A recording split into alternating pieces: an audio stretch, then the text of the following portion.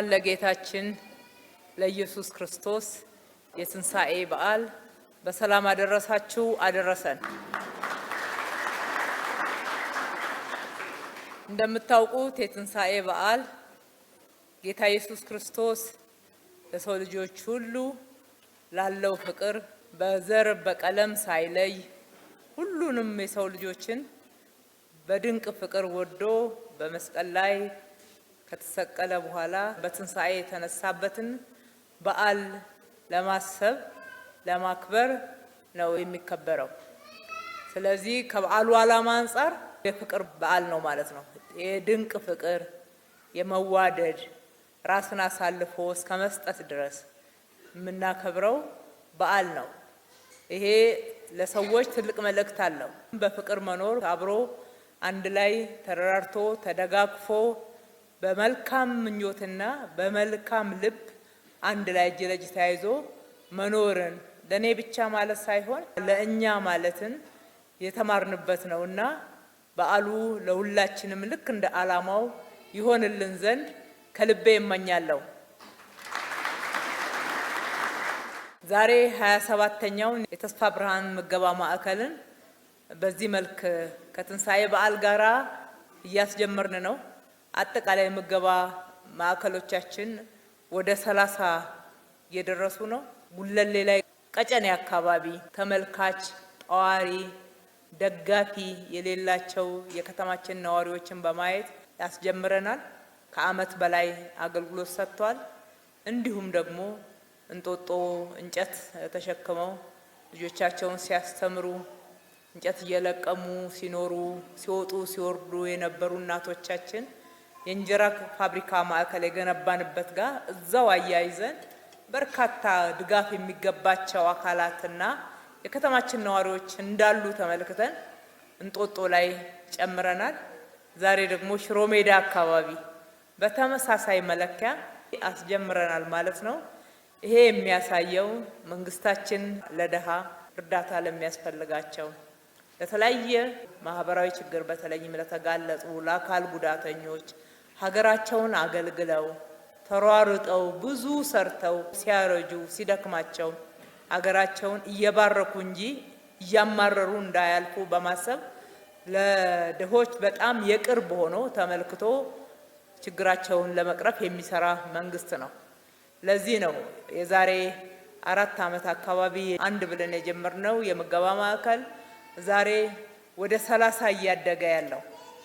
በእርግጥ የሚገባቸው አሉ ከተማችን ውስጥ እጃቸውን ታጥበው በክብር ንጹህ ቦታ ላይ ንጹህ ትኩስ ምግብ ሊመገቡ የሚገባ ምግብ ብርቅ ሊሆንባቸው የማይገባ የከተማችን ነዋሪዎች ይሄ ይገባቸዋል ብለን እየሰራን ያለ ነው። ይሄ ተረጂነትን ማስፋፋት የሚመስላቸው አካላት አሉ። በእርግጥ እውነት አይደለም፣ ትክክልም አይደለም። እዚህ አዳራሽ ውስጥ እንኳን ብንመለከት በርካታ አረጋውያን በርካታ ለተለያየ ማህበራዊ ችግር በተፈጥሮ ቢሆን በተለያየ ምክንያት የተጋለጡ ወገኖቻችን ይገኛሉ። ኢትዮጵያ ውስጥ ብቻ ሳይሆን የትም ሀገር እንደዚህ አይነት ወገኖች እየተለዩ ይደገፋሉ። አስፈላጊው ትብብር ይደረግላቸዋል። መደገፍ ብቻ ሳይሆን ደግሞ እንደ መብትም የማህበራዊ ፍትህን የማንገስ ስራ መሰራት መቻል አለበት። ስለዚህ የሀገር ሀብት የእናንተም ነው።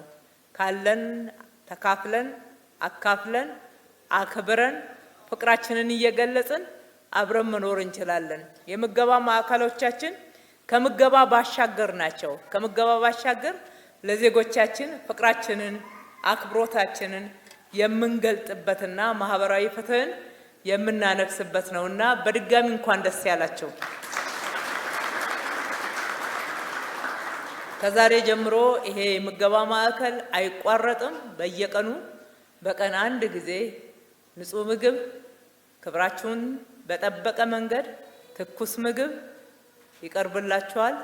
መታችሁ እንደ ቤታችሁ የራሳችሁ እንደሆነ እየገባችሁ ሳትሳቀቁ ደስ ብሏችሁ የምትመገቡበት ቤታችሁ ነው። ይህንን የገነባልን አቶ አብይ አበራ የአዲስ ቪው ሆቴል ባለቤት ከልብ እናመሰግናለን። ምገባውን ደግሞ ልክ ዛሬ እንደተጀመረው ሳላቋርጥ ለአንድ ዓመት ወገኖቼን እመግባለሁ እኔ ያለሁ መንግስት ለዚህ አይጨነቅ ብሎን አብሮን የቆመው አቶ ወሰን አኳስ ኮንስትራክሽን ፒኤልሲ ባለቤት ነው። ከልብ እናመሰግናለን። ይህንም በማስተባበር ውስጥ የከተማችን ምክር ቤት ተመራጭ ዶክተር እመቤት የዶክተር እመቤት ጥርስ ሕክምና ማዕከል ባለቤት አሉበት። እሳቸውንም ከልብ እናመሰግናለን። ይህንን መሬት ነፃ አድርጎ ከይገባኛል ካሳ መክፈል የሚገባውን ከፍሎ በፍጥነት ለምገባ ማዕከሉ መገንባት ሌሎች ግብአቶችንም አቅርቦ በፍጥነት ለእናንተ እንዲደርስ በማድረግ በኩል ክፍለ ከተማው ጥሩ ስራ ሰርቷል። ክፍለ ከተማውንም አመሰግናለሁ። እንግዲህ መስጠት አያጎልም። የሰጣችሁ በብዙ በረከት ይጨመርላችሁ እንላለን። ፈጣሪ ኢትዮጵያና ሕዝቦቿን ይባርክ። በድጋሚ መልካም የትንሣኤ በዓል። አመሰግናለሁ።